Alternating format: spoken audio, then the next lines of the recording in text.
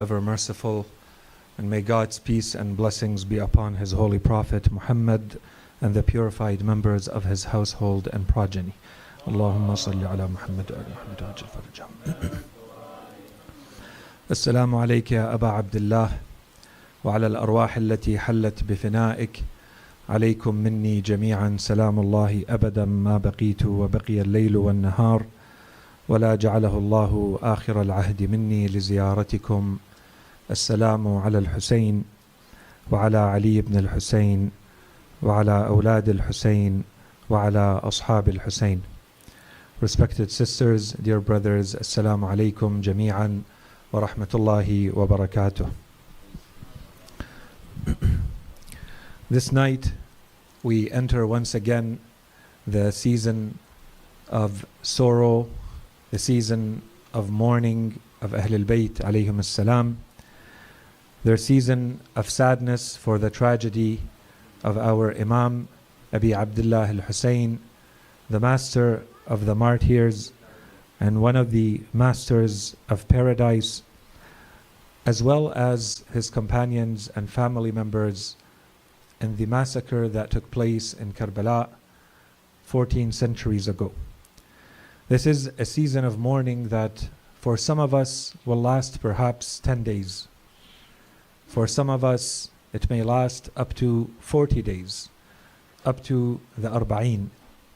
And for some of us it may last a little bit longer, including the entirety of the months of Muharram and Safar, depending on our level of commitment to Ahlul Bayt alayhim as-salam and understanding of their tragedy. As we enter these blessed and holy days and nights, we ask Allah subhanahu wa ta'ala to accept our deeds, to open our minds and our hearts as we enter what we can truly consider to be a time of divine mercy and blessings in the remembrance of our master Imam Hussain alayhi salam. For truly those who understand what it means to remember Imam Hussain alayhi salam, to be in his presence, to be in the remembrance of his companions, the values for which he stands, will understand that this is truly a heaven on earth and a truly divine blessing and mercy, the time that we spend remembering our Imam Abi Abdullah al-Hussain alayhi salam. Every year in the season of Ashura, there are many questions around what to cover in the lectures, what should speakers and thinkers cover and address as part of the lectures. And these are important questions.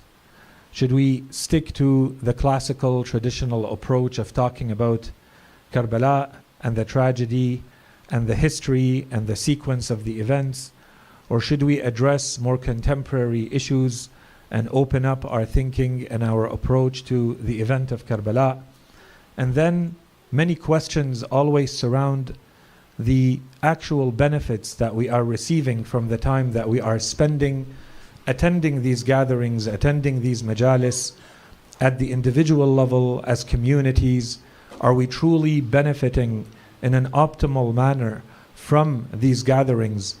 There is a lot of time and a lot of energy spent every year as we prepare for these gatherings, as we attend these gatherings. There is nothing wrong for us as communities to have foresight and to have vision, and even for some constructive feedback to be used in order to improve in these types of gatherings, and to make sure that whatever gatherings are taking place, whatever topics and issues and subjects are addressed in these lectures, that they are achieving the maximum benefit from these types of gatherings, and that we are all benefiting individually and as communities from these blessings. At the same time, the true and honest and objective attitude that we should adopt when we approach and we think about these types of gatherings should not start from an attitude of what these gatherings are offering to me, or what these types of institutions, these mosques, these Hussainiyat, the lecturers and the thinkers and the speakers are offering to me, as much as it should be about what is my attitude and what is my intention when I attend these types of lectures and when I attend these types of gatherings. There is a way for me to attend in which I am simply a passive receiver. I simply sit back as though I am a guest of honor somewhere, and I receive information, and I am being almost entertained by different types of programs that are being offered to me, and I wait to see whether it is up to my standards, and I may or may not criticize and offer some critique of what I am hearing and what I am seeing and what I am experiencing, and then the events and the programming ends after 10 days or 13 days or a few weeks, and then we wait until the next Muharram, and this cycle happens again and again and repeats itself. That's one way to attend these types of gatherings. Another, perhaps a lot more beneficial way of attending these gatherings is to attend them with a sincere intent, that I am attending with an open mind and an open heart. I am attending to fully benefit, to see what I can take from the school of Karbala, from the school of Imam Hussain alayhi salam. A lot of this is a question of attitude and a question of intent. When I attend, I can decide that I am going to be an active participant in my own transformation, in my own improvement, or I can decide that I'm going to be passive and simply receive things as they are shared with me, and I may decide whether they affect me or not. These are two very different types, two very different ways of approaching and addressing the lectures and the programs of the holy month of Muharram and the season of Ahlul Bayt alayhim salam. And I think that, inshallah, for the majority of us, this is simply going to be a reminder that as we enter into this season once again, that we make a pure, sincere, and intentional intention that we are going to be deliberate, that we want to be active participants in our own guidance, in the transformation that Imam Hussain alayhi salam can cause in our hearts, in our souls, and in our lives. Which means that we have to prepare ourselves accordingly. When we attend these types of gatherings, as we said, it can be passive, or if I decide to be an active participant, it means that I prepare myself and I ready myself psychologically. I ready myself physically. I perform a wudu. I know that I am attending a place of worship in the presence and in the remembrance of Imam Hussain alayhi salam. My presence here is an act of worship. It comes with an intent. It comes with the idea that I am attending the remembrance of the master of the youth of paradise, the master of the martyrs of Islam, Imam Hussain alayhi salam, and his companions. And this can have truly transformational aspects on my life. And therefore, I give myself the chance to receive the blessings and the guidance that can come from these types of gatherings and these types of programs. The next point that I want to talk about before addressing tonight's topic, inshallah, has to do with the need for us to constantly think about the heart and the mind, both of them together, when we think about Imam Hussain alayhi salam. There is no doubt that there are many different ways to approach the tragedy of Karbala. One way to approach the tragedy of Karbala is to look at it as a purely historical event and address it as a purely historical event, where we study the events, the sequence of events that took place one after the other before the tragedy itself, those causes and effects that led all the way to the tragedy, then the events of the tragedy itself, then the events that took place after the tragedy. We look at the events, we look at the important personalities, we look at the geographical locations, the milestones, the big decisions, and we look at them from a historical point of view, the sequence of events. That's one way to approach the tragedy of Karbala. And to be honest, we have absolutely no interest in doing that. If we talk about history, when we talk about the tragedy of Karbala, it is not to talk about history. We're not interested in the history for the sake of history. We are interested in the history for other reasons. And there are many reasons to be interested in history. And this is inshallah what we keep in mind, so that if in the next coming nights, when we talk about historical aspects related to the tragedy of Karbala, that these are the points that come back to mind. And we don't think that we're talking about history because we want to be history buffs and we crave historical details and name dropping and going into the sequence of events in an elaborate way. This is not what we're looking for. If we go back to the Holy Quran, we see that the Holy Quran gives us a lot of history, a lot of stories. The Holy Quran spends a lot of time talking about previous peoples, people who existed on this planet. It talks about prophets. It talks about other personalities, some of them good, some of them not so good. Is it because the Holy Quran is a book of history? Is it because the Holy Quran is a book of stories? No. The Holy Quran is using all of this, and the Holy Quran says, these are not fictional tales that we're telling you. These are not simple stories. This is all al-qasas al-haqq, the Quran says. These are all truthful. So it falls under the category of history. But the Holy Quran does not give us historical details for the sake of historical details. The Holy Quran gives us these details so that we may understand the peoples that came before us. We want to understand, why is it that those who were successful became successful? And why is it that those who became unsuccessful ended up being unsuccessful? What factors led to this?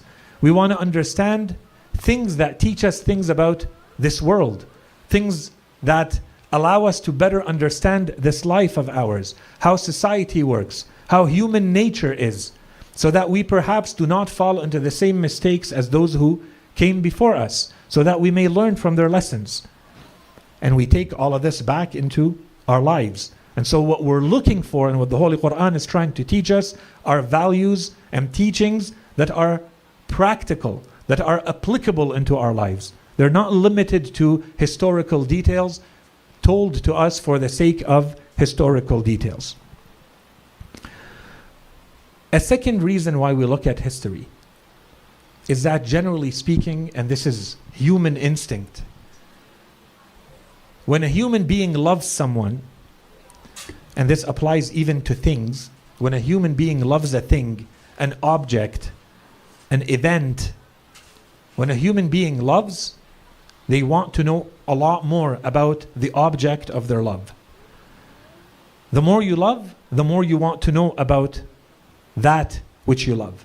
Whether it's an object, whether it's a person, whether it's an event. And look at your own lives. Whatever you find yourself loving, you will see that you find yourself going to dig for information about that object of love. And this applies to human beings as well. When you love a human being, you want to know more about them.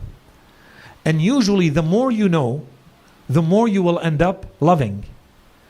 And this creates a relationship, except that in a lot of cases we are all imperfect. And sometimes you find out too much.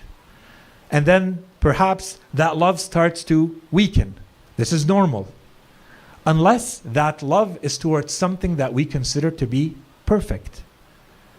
And this is what we find in the case, for instance, of our love, let's say, for prophets. Our love for Ahlul Bayt alayhim salam. If we claim and we feel that we love Ahlul Bayt alayhim salam, the natural inclination should be that we go digging and looking for information about them. The more I love Ahlul Bayt alayhim salam, the more I should want to know about them. I want to know how he looks. I want to know how he sits and how he eats and how he thinks and what he taught and how he lived. Every member of Ahlul Bayt alayhim salam should trigger that type of feeling in me. And this is normal. This is human instinct. And there's a way to direct that human instinct in a way that leads to improving my life. That's a second reason why we study history. Because this history, including the tragedy of Karbala and the history around it, allows us to know a lot more about Imam Hussain alayhi salam. And this is a sign of our love towards Imam Hussain and the companions of Imam Hussain alayhi salam. Why did he go to Karbala? Why did he embark in this type of journey? What was he trying to achieve? Who were his companions? The more I know, the more I should want to know about these types of events. A third, perhaps, reason, and this one is another important one for our lives with practical implications, is that we consider Allah subhanahu wa ta'ala, and we strongly believe that Allah subhanahu wa ta'ala has sent us role models. People that we should emulate and follow. Allah subhanahu wa ta'ala has given us these role models to be followed in a practical, applicable way in our lives. If Allah subhanahu wa ta'ala tells me the Holy Prophet sallallahu alaihi wasallam is your role model, Imam Ali alayhi salam is your role model, Fatima al-Zahra is your role model, this means that I should know enough about them to be able to follow in their footsteps. How can I follow in someone's footsteps? How can I consider someone to be my role model if I don't know anything about their life? And this is one of the main reasons why we spend time trying to understand the lives of Ahlul Bayt alayhim salam. And in today's world, our lives are getting more and more complex. It's no longer sufficient for me to say that I will take Ahlul Bayt as my role models without looking in detail into their lives. What type of society were they in? What type of challenges did they face? What type of complexities and changes happened in their lives that required them to navigate and to think and to maneuver in that complex environment? What were their teachings to their followers in their time? Did they have teachings for their followers who were not part of their own generations? That would come later. If I consider Ahlul Bayt alayhim salam to be my role models, I have to be able to talk about these things, to think about these things, to study them and analyze them and see how I can apply them in my life. And all of that to say, we started by saying there are many ways to look at the events of Karbala. Everything that we just described falls under the general way of looking at Karbala through the mind. This is all intellectual work.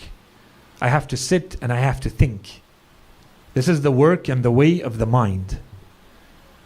And this is usually the work that is led by scholars and thinkers. So scholars and thinkers will document the event, and they will study it, and they will analyze it, and then they will present it, and it will become accessible to others. And there is nothing wrong with that. In fact, it is necessary. But there are other ways to approach Karbala. There are other ways to approach Imam Hussain alayhi salam and his tragedy. And the main other way is the way of the heart. The way to approach Imam Hussain alayhi salam is not only through the mind. The mind is great. The mind is important. The mind is necessary. But it's not the only way. And the other way is the heart.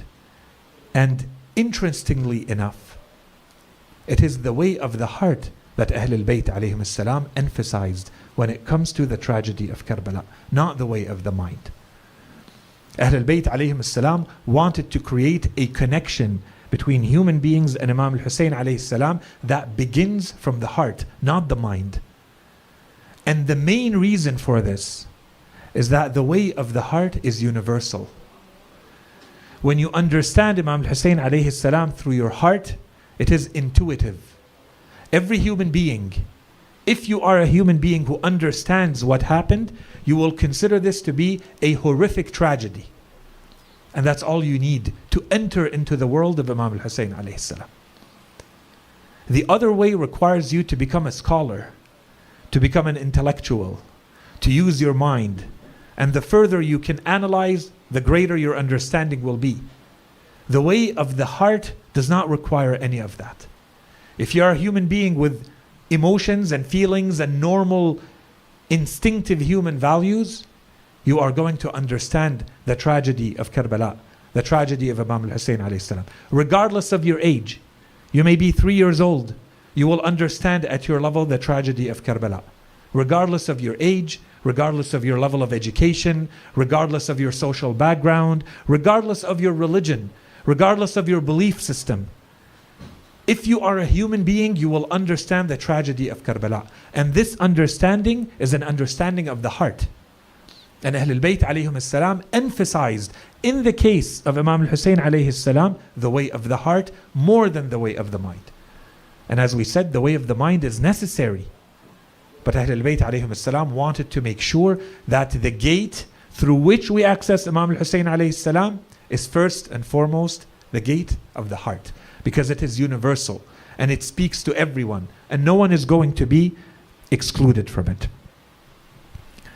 Once people enter into this gate through the heart, this is when they start to ask themselves questions. This is when they start to examine their lives. This is when they look at their identity and start identifying with Imam Hussain alayhi salam. Why did Imam Hussain do this? What values did he stand for? Which part of this do I align with? Do I identify with? Do I agree with? Perhaps I should change my life so that these values and these teachings are represented in my life and I live by them. This is the entry point to embark on what Ahlul Bayt alayhim as-salam have called the boat or the ship of salvation and rescue, that is Imam Hussain alayhi salam. You enter it through the heart.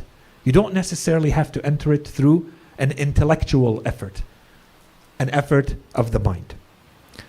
Imam Hussain alayhi salam himself told us that the main reason why he led the revolution and the movement that he led in society is that he wanted to reform the world.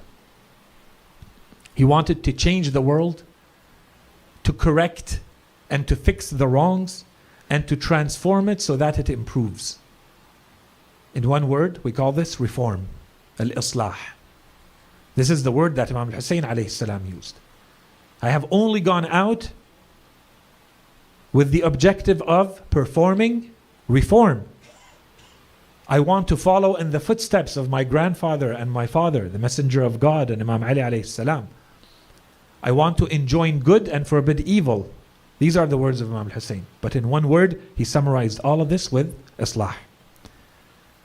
If we want to become true followers of Imam Hussain alayhi salam, we have to align. We have to at least not contradict this reform. Otherwise, in our practical lives, if we are doing things which Imam Hussain alayhi salam was trying to fix and we continue not to reform ourselves, we are going against the efforts of Imam Hussain. But Imam Hussain alayhi salam could say, I want to change the world. I want to reform the world.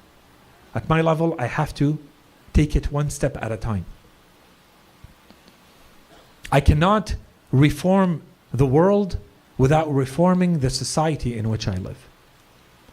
And I cannot reform the society in which I live without reforming my own community. And I cannot reform my own community if I do not reform my own family. And I cannot reform my own family if I have not reformed myself from within. And once again, there's a lot that can be said about reforming ourselves from within. But the easiest and the shortest way to reform ourselves from within is through the heart, not the mind. As necessary as it is to reform ourselves with an intellectual effort, that journey is a lot shorter and a lot easier if it starts from the heart. And this is yet one more reason why we should connect with Imam Hussain alayhi salam if we want to reform ourselves, if we want to work on self-improvement, self-discipline, motivation, transforming ourselves from within. All of this can start from the heart, from attaching ourselves through our hearts back to Imam Hussain alayhi salam. This becomes a cleansing act, an act of purification. You come with a broken heart to Imam Hussain alayhi salam. You understand that there are blessings to be received, that you have shortcomings and you have flaws, and that this time is going to recharge you spiritually and fix you and heal you and cure you, so that you leave this tiny short season, a few days and nights, a reformed human being, recharged spiritually, at least until the next time that you are able to sit in these types of gatherings and to receive this type of spiritual charge again in the remembrance of Imam al-Hussain alayhi salam. When we go back to the lives of Ahlul Bayt alayhim salam, we see that they applied all of these teachings not only with words and with their instructions to their followers, but in the way that they lived their lives. And this is something that we see from the time of the Holy Prophet ﷺ all the way to the Imam of our time, Imam al-Hujjah Ajjalallahu Farajahu al-Sharif. The importance that they all give to Imam Hussain alayhi salam. The importance they give to the attachment to Imam Hussain alayhi salam through the heart, not through the mind, as important as we said as the mind can be. Ahlul Bayt alayhim salam, and this is not random, that they asked people to attach themselves back to Imam Hussain through the heart. Through this, Ahlul Bayt know that on the one side, it is going to keep the remembrance of Karbala and the remembrance of Imam Hussain alayhi salam alive in society. And in the other side, by keeping alive the remembrance of Imam Hussain alayhi salam, we keep ourselves spiritually alive. We continue to benefit from Karbala by associating with it through the heart, by feeling something towards Imam Hussain alayhi salam. And it's great that we can add, if we can add an intellectual dimension. That's amazing. But at a minimum, the emotional component cannot go away. These are the teachings of Ahlul Bayt. And these are the manners in which Imam Hussain alayhi salam engineered the event of Karbala, so that it would be remembered as an event through which you attach through your heart, not through your mind. If we go through the teachings of Ahlul Bayt alayhim salam very quickly, we see that there is a special place to Imam Hussain alayhi salam and his tragedy in the manner in which they lived their lives and in the manner in which they gave us the teachings related to it. Imam Hussain alayhi salam holds a distinctive place in this canvas, this beautiful canvas of Ahlul Bayt alayhim salam. He's very special, even though Ahlul Bayt alayhim salam should all be special. But Imam Hussain has distinctions that are not shared by any other member of Ahlul Bayt alayhim salam. Not the Holy Prophet, not Imam Ali alayhi salam, not Fatima al-Zahra, not his older brother Imam al-Hasan alayhi salam, and none of his sons. One of these, for instance, is the insistence that we find in the traditions of Ahlul Bayt alayhim salam about reciting the ziyarah, the salutation of Imam al-Hussain alayhi salam at all times, in general. There are no exceptions to this. We should be performing a salutation, a ziyarah of Imam al-Hussain alayhi salam in all circumstances. And we have general ziyarat of Imam al-Hussain alayhi salam in this regard. Ziyarat where the Imams say, you may use this ziyarah to salute Imam al-Hussain alayhi salam at any time, in any situation, whether you are far or close from the shrine, whatever you're going through. And we also have, if you go through the calendar of Islamic events, every event in the Islamic calendar has a specific and dedicated ziyarah of Imam al-Hussain alayhi salam, no matter what the event is. Every Eid you look at, there is a ziyarah of Imam al-Hussain alayhi salam. You look at the important milestones in Islamic history, days such as al-Mab'ath, many other days, there's always a ziyarah of Imam al-Hussain alayhi salam. Why? It has nothing to do with Imam al-Hussain. Ahlul Bayt alayhim salam want to use every pretext and every opportunity to link us back to Imam al-Hussain alayhi salam through a ziyarah. This is a special distinction of Imam al-Hussain alayhi salam. We do not have these ziyarat for the rest of Ahlul Bayt. For all of these events, for every situation you could think of, dedicated ziyarat, in addition to the general ziyarat. More. The special status of the turba of Imam al-Hussain alayhi salam. This deserves its own lecture, if not lectures. There are a lot of distinctions and exceptional situations regarding this turba, the soil that comes from the grave where Imam al-Hussain alayhi salam was buried. One of the recommendations, or we'll start with the exception. In Islam, it's forbidden to eat soil, to eat sand, to eat mud and clay. It's forbidden. Unless it is from the grave of Imam al-Hussain alayhi salam. In that case, you're allowed to put a little bit in your mouth with the intention that it cures you from any ailments and any illnesses. There are many, many ahkam, many verdicts in legal Islamic theory related to this. We need to think about this. How come? Why only Imam Hussain alayhi salam? We don't have this about anyone else. Moreover, it's recommended to perform every sujood, especially the sujood of your prayers, on the turba of Imam Hussain alayhi salam, on sand or clay or mud or soil that comes from the grave of Imam Hussain alayhi salam. To remember Imam Hussain in your prayer. It is recommended to have a misbaha, a sibha, a rosary made of beads that come from the grave of Imam Hussain alayhi salam. So that when you praise Allah subhanahu wa ta'ala and glorify him, you remember Imam Hussain alayhi salam. And we don't have these teachings for the rest of Ahlul Bayt alayhim salam. When the newborn comes to this world, it's recommended to take a little bit from the soil from the turba of Imam Hussain alayhi salam and put it in their palate, in the mouth of the newborn. Just enough so that this is one of the first things that they taste when they enter into this world. It is recommended that if you travel, that you always carry the turba of Imam Hussain alayhi salam with you for protection and to perform your prayers. If you go to visit Imam Hussain alayhi salam, we all know that when you travel, if you exceed a certain distance beyond the 23, around 22 and a half, 23 kilometers, that you're supposed to shorten your prayers. You perform them in qasr. The 4 raka'at become 2 raka'at. If the total distance is more than 45 to 46 kilometers.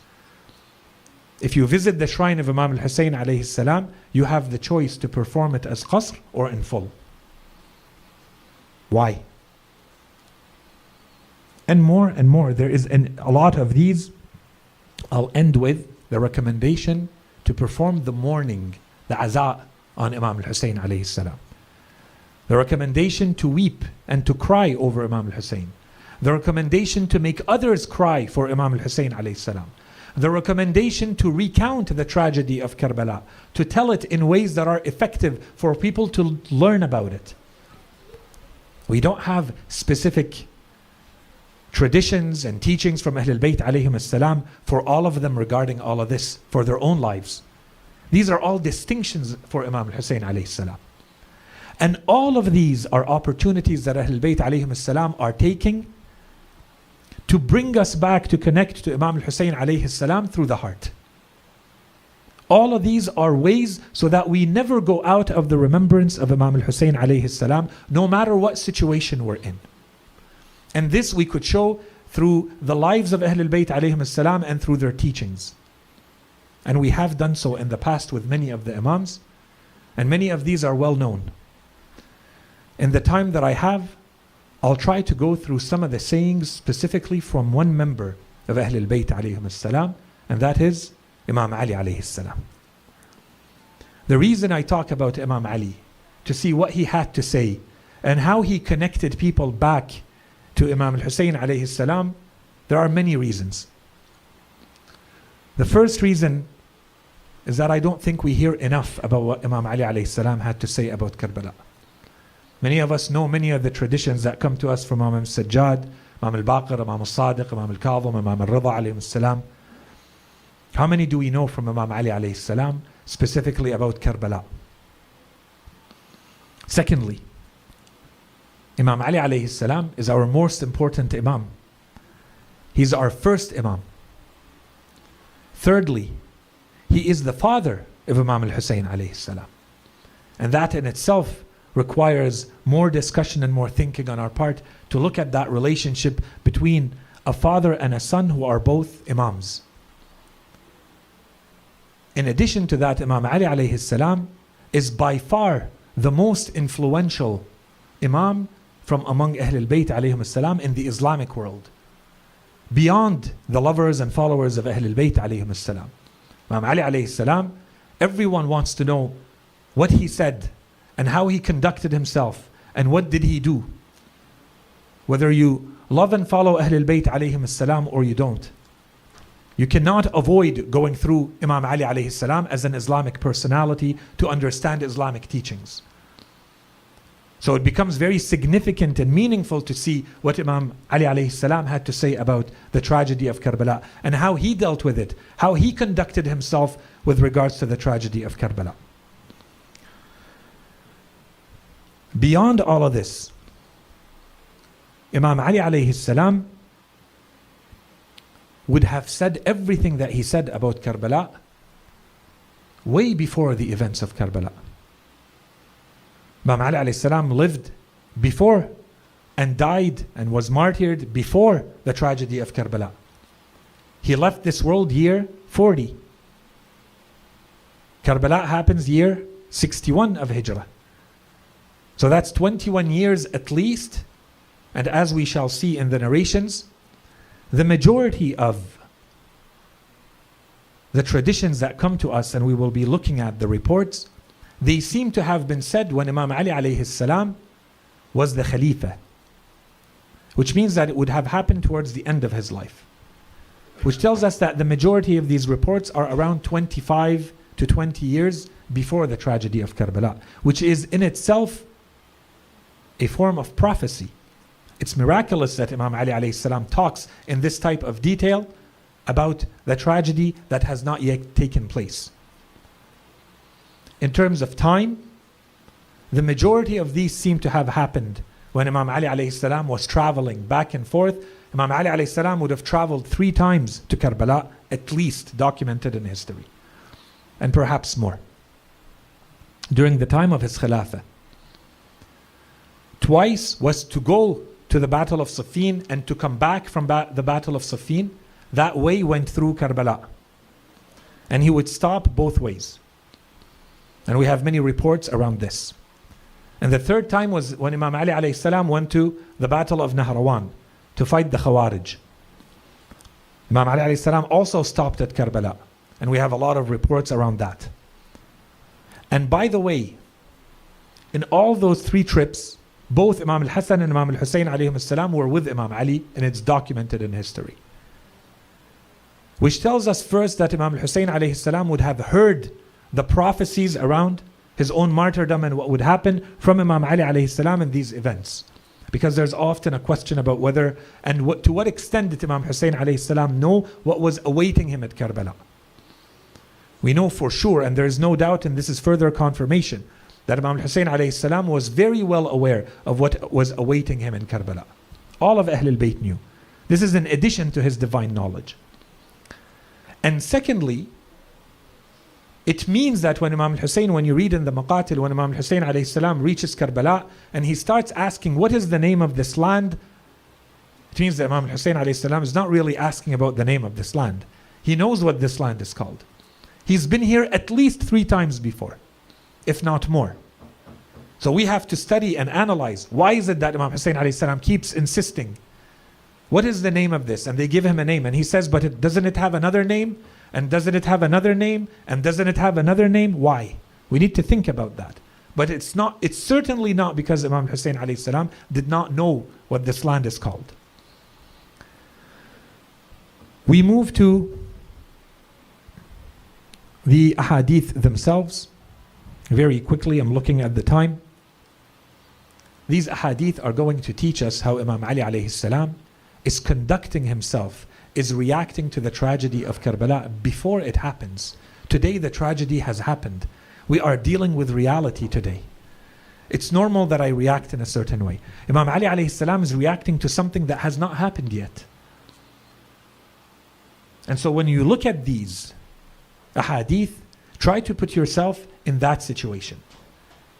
Try to put yourself with Imam Ali alayhi salam as he's telling these reports. And as we said, try to approach it in the same attitude as Ahlul Bayt alayhim salam are saying. That you come to this not only with an open mind, but with an open heart. Feel something as you see how Imam Ali alayhi salam reacts. Do you see that the Imam is reacting in a way that is of the mind or of the heart? And we are all followers of Imam Ali alayhi salam, and we all, inshaAllah, learn from him. I've chosen short passages Some of them are a little bit repetitive. This is intentional from the Imams. The Imam is repetitive because he wants to make sure that these teachings are well ingrained and well understood. So he repeats the same notions in different ways. But I've also chosen passages that allow us to see that there's something different in each one of them. Something different in every passage. In the first one, in Waq'at Saffin, in Sharh Nahj al-Balagha of al-Mu'tazili, the passage is أن عليا أتى كربلاء فوقف بها فقيل يا أمير المؤمنين هذه كربلاء قال ذات كرب وبلاء ثم أومأ بيده إلى مكان فقال ها هنا موضع رحالهم ومناخ ركابهم وأومأ بيده إلى موضع آخر فقال ها هنا مهراق دمائه. And in another version, دمائهم. Imam Ali alayhi salam, in this report, he comes to stop at Karbala.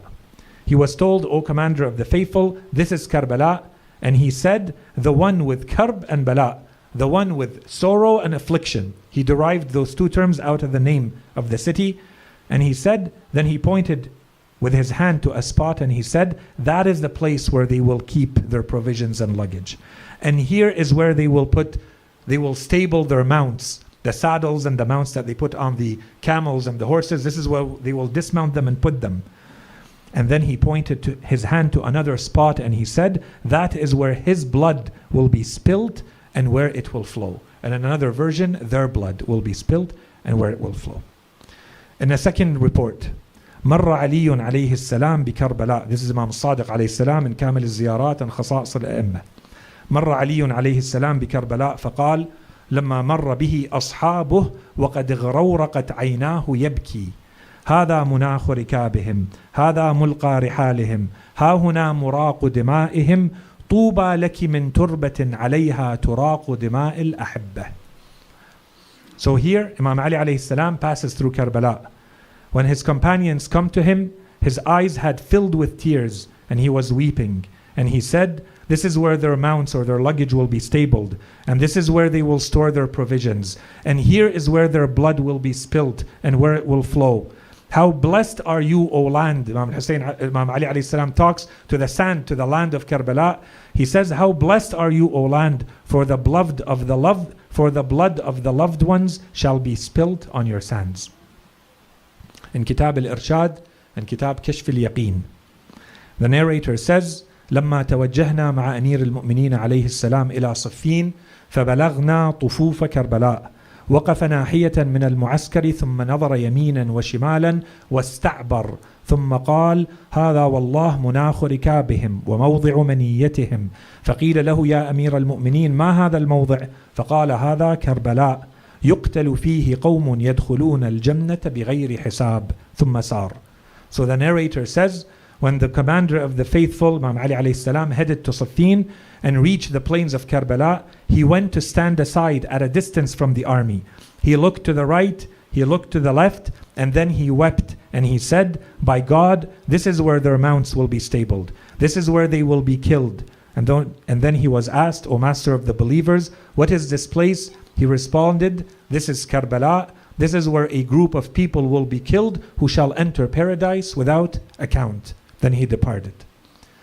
In the book Usd al-Ghaba, the narrator says, his name is Gharfah, he said, دخلني شك من شأن علي فخرجت معه على شاطئ الفرات فعدل عن الطريق ووقفنا حوله فقال بيده هذا موضع رواحلهم ومناخ ركابهم ومهراق دمائهم بأبي من لا ناصر له في الأرض ولا في السماء إلا الله. فلما قتل الحسين خرجت حتى أتيت المكان الذي قتلوا فيه فإذا هو كما قال ما أخطأ شيئا. قال فاستغفرت الله مما كان مني من الشك وعلمت أن عليا لم يقدم إلا بما عهد إليه فيه. So this narrator says, there are doubts that entered my heart about Imam Ali alayhi salam. And so I accompanied him towards the banks of the Euphrates. On the way, he drew aside and then he stopped, and we stopped around him. He pointed with his hand and said, this is where they will keep their provisions. This is where they will stable their mounts. This is where their blood will be spilt.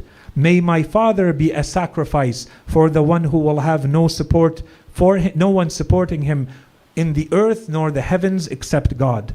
Then when Imam Hussain alayhi salam was killed, the narrator says, I traveled to the location where he had been killed and found it to be in the precise manner in which he had described. He had not mistaken any detail. So I sought God's forgiveness for the doubts I used to have, for now I realized and knew that Ali alayhi salam never did anything except that it was based on what had been entrusted with him. So the knowledge, the divine mission that he had from Allah subhanahu wa ta'ala. And you notice here the Imam said, may my father be a sacrifice. This is a greater sacrifice than sacrificing yourself.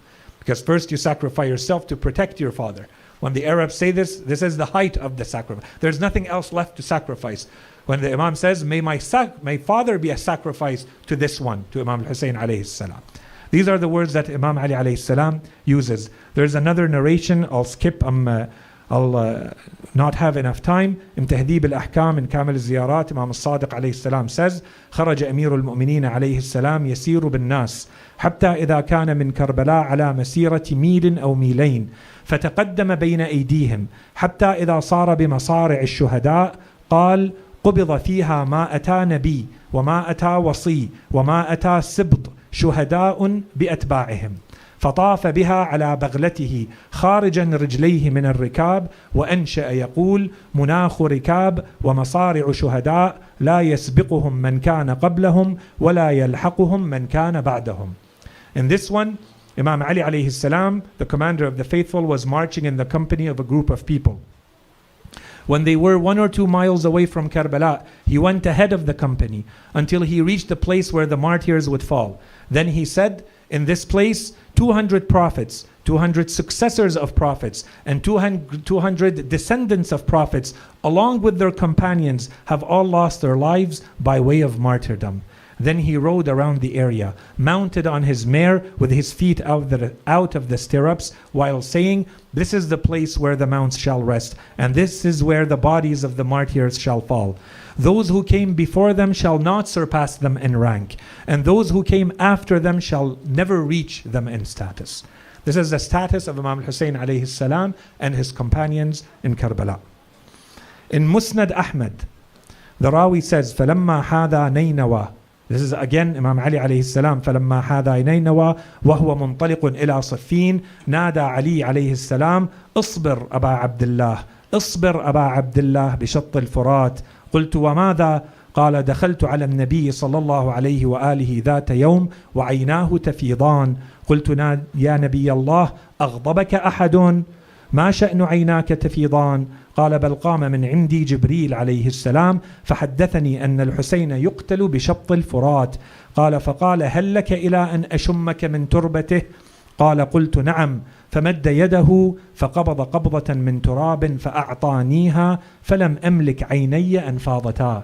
So this is Imam Ali alayhi salam. The narrator says, when we were on the edges of Nainawa, this is kind of the province in which Karbala is located, Ali alayhi salam called out, have forbearance or have patience, O Aba Abdullah. Have patience, Aba Abdullah, on the banks of the Euphrates. My father asked, so the father of this narrator asked Imam Ali alayhi salam, what is the matter?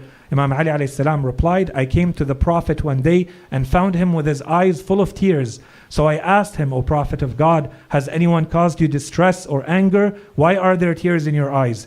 He replied, no, rather Jibreel alayhi salam just departed from me. He informed me that Al-Hussein alayhi salam will be killed at the banks of the Euphrates. Then he asked me, Jibreel asked me, do you wish to smell the soil, the spot in which Imam Hussain alayhi salam will fall? Do you want to smell that soil? I said yes. So he reached and grabbed a handful of soil and gave it to me. And I smelled it and I could not stop myself, the Holy Prophet says, from weeping. And there are many other narrations. I don't want to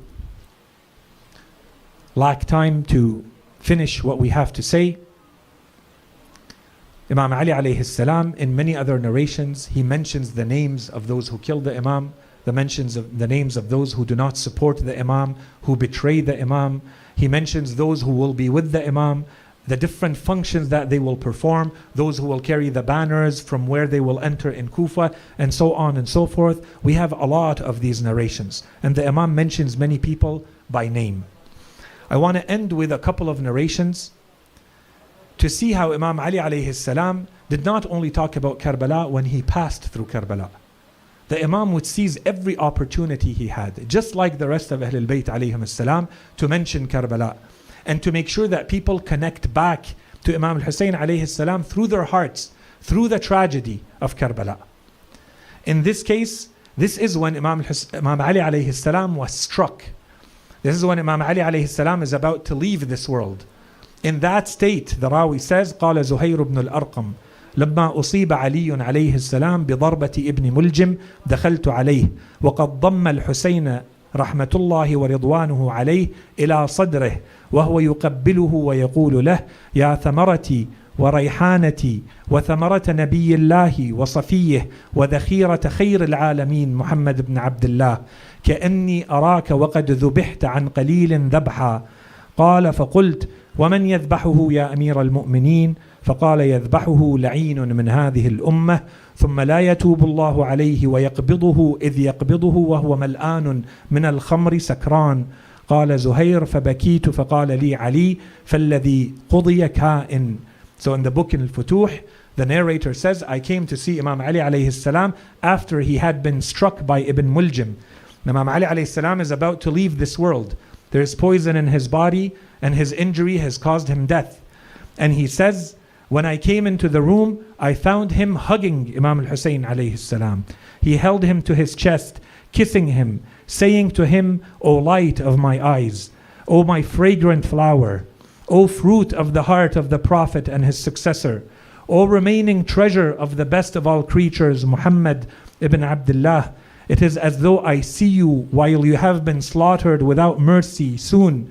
The narrator says, so I asked, and who will slaughter him, O commander of the faithful? He answered, he will be slaughtered by the one accursed from this nation, and God will never forgive him. He will take his soul while he is full of wine, inebriated, drunk. The Zuhair says, so I wept, and the Imam said to me that that which God has decreed shall certainly come to pass. Here, the Imam seizes the last opportunity he has in this world to relay messages, to give teachings to his followers, to the world, to bring people back to Imam al-Hussain alayhi salam, to mention the tragedy of Karbala, and once again to connect the people through Imam al-Hussain alayhi salam through the heart. I will end with two quick narrations from Imam Ali alayhi salam, and we will end with those. In the first one, the Imam talks about the future, the success of Imam Hussain alayhi salam. This is looking way into the future when the Imam says كأني بالقصور قد شيدت حول قبر الحسين عليه السلام وكأني بالحوامل تخرج من الكوفة إلى قبر الحسين ولا تذهب الليالي والأيام حتى يسار إليه من الآفاق وذاك عند انقطاع ملك بني مروان.